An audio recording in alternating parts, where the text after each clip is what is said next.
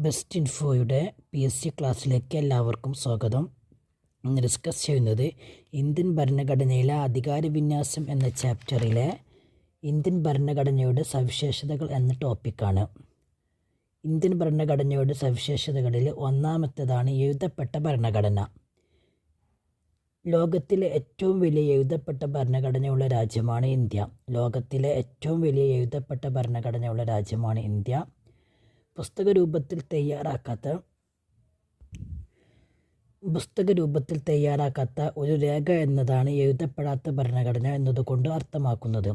പുസ്തക രൂപത്തിൽ തയ്യാറാക്കാത്ത ഒരു രേഖ എന്നതാണ് എഴുതപ്പെടാത്ത ഭരണഘടന എന്നതുകൊണ്ട് അർത്ഥമാക്കുന്നത്.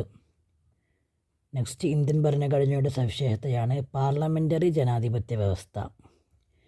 ഇന്ത്യൻ ഭരണഘടന വിഭാവനം ചെയ്തിരിക്കുന്നത് പാർലമെൻ്ററി ജനാധിപത്യ ഭരണ സംവിധാനമാണ്. ഇന്ത്യൻ ഭരണഘടന വിഭാവനം ചെയ്തിരിക്കുന്നത് പാർലമെൻ്ററി ജനാധിപത്യ ഭരണ സംവിധാനമാണ്.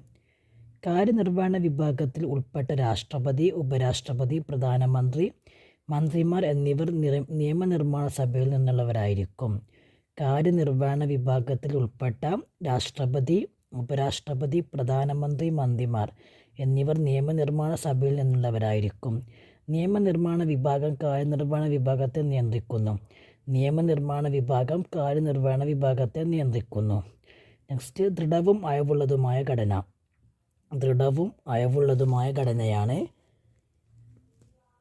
ഇന്ത്യൻ ഭരണഘടനാ പ്രകാരം നിയമനിർമ്മാണം താരതമ്യേന എളുപ്പവും എന്നാൽ നിയമ ഭേദഗതി പ്രയാസകരവുമാണ്. ഇന്ത്യൻ ഭരണഘടനാ നിയമപ്രകാരം